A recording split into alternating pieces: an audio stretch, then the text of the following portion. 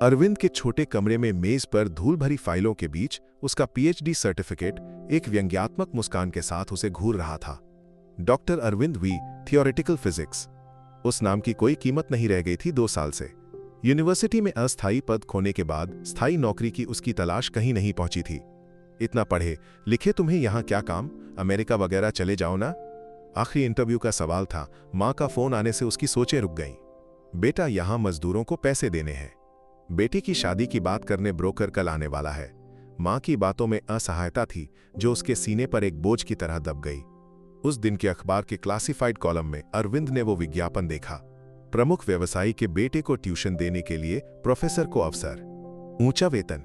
Professor, वो शब्द उसे घूर रहा था, एक झूठ। लेकिन आगे का रास्ता खोलने के लिए कभी कभी ऐसा चाबी चाहिए। एक लंबी सांस के साथ उसने उस नंबर पर कॉल किया। पद्मदलम नाम उकेरी गई विशाल गेट पार करके अंदर जाते हुए अरविंद के पैर कांप रहे थे। घर की भव्यता ने उसे एक छोटे जीव में बदल दिया। हॉल के सोफे पर बैठे हुए व्यवसायी गोपालन मेनोन का गंभीर चेहरा और उनकी पत्नी की अनुभवहीन मुस्कान देखी, लेकिन उसकी नजरें गोपालन मेनोन की बेटी अंजलि पर अटक गईं। 25-26 साल की लगने वाली तेज आंखों और किसी से न डरने वाली भाव वाली लड़की। अरविंद किस कॉलेज में प्रोफेसर है? अंजलि का सवाल एक तीर की तरह आया। वो हकलाया, मन में तैयार झूठ निकाला। City university, physics department. Online कहीं सर का प्रोफाइल नहीं दिखा?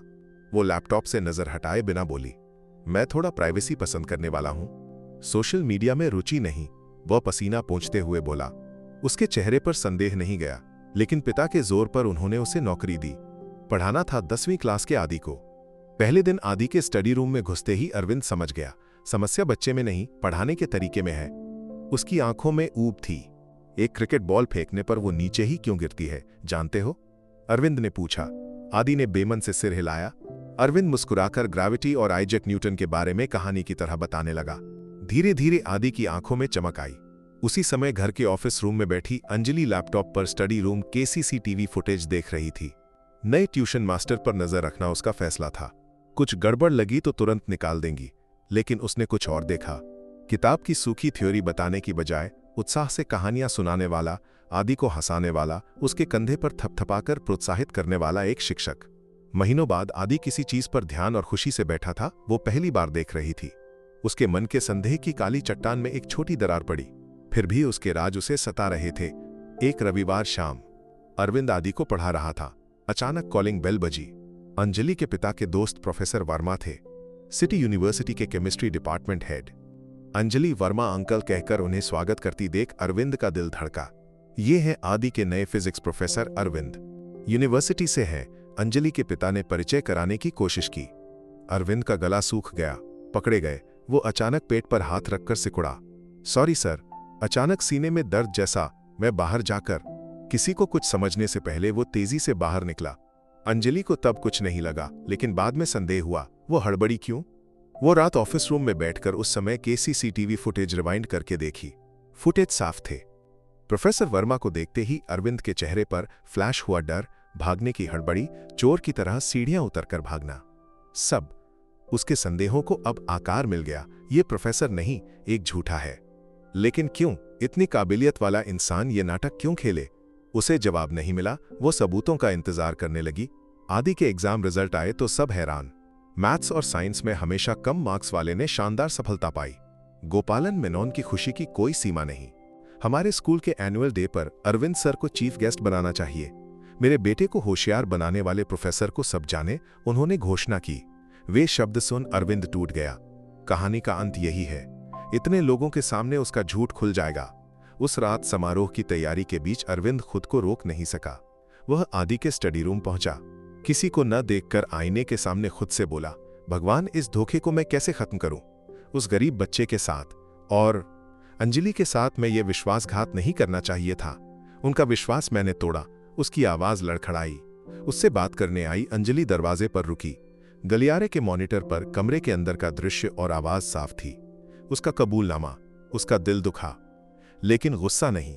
एक तरह की सहानुभूति महसूस हुई। वो कमरे में घुसी। उसकी पच्चाप सुन वो चौंक कर मुड़ा।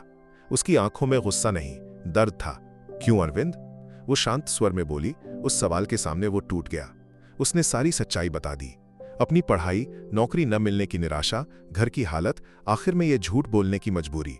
सब जानकर गोपालन मेनोन गुस्से से कांप उठे। धोखेबाज, मेरे घर में घुसकर हमें ठगता है, निकल जा यहां से, वो गर्जे। अरविंद सिर झुकाकर घर से निकला। पापा ने गलत कहा। अगले दिन सुबह डाइनिंग टेबल पर आदि फूट पड़ा। अरविंद सर ने एक झूठ बोला होगा, लेकिन मुझसे सच्चाई कहने वाला एकमात्र इंसान वही है। मैं पढ़ सकता हूं ये सच्चाई, मैं बेवकूफ नहीं हूं ये सच्चाई। आप में से किसी ने मुझे ऐसे नहीं समझा। आदि के शब्द अंजलि के दिल में चुभे। उसने फिर सीसीटीवी फुटेज चेक किए, इस बार संदेह से नहीं, सच्चाई ढूंढने के लिए। किसी को न देखकर आदि का टूटा खिलौना जोड़ता अरविंद, खुद के लिए लाया नाश्ता आदि से बांटता अरविंद, देर रात तक उसके लिए नोट्स तैयार करता अरविंद। उन कैमरा आंखों ने घर में इतनी ईमानदारी वाला दूसरा इंसान नहीं देखा था। वो अरविंद की तलाश में निकली। शहर के एक कोने में छोटे किराए के कमरे के सामने उसे पाया। वहां अपने कमरे के छोटे बरामदे में बैठकर वो 4-5 गरीब बच्चों को मुफ्त में मैथ सिखा रहा था। उसे देख अंजलि की आंखें भर आईं। माफ करना, वो बोली, आपका झूठ गलत था, लेकिन आप एक सच्चे इंसान हैं, एक बेहतरीन शिक्षक हैं। अरविंद उस घर नहीं लौटा, लेकिन अंजलि की मदद से उसने अपना कोचिंग सेंटर शुरू किया। यूरेका नाम था। उसकी काबिलियत पहचानकर शहर के एक प्रसिद्ध प्राइवेट कॉलेज ने उसे लेक्चरर की नौकरी दी।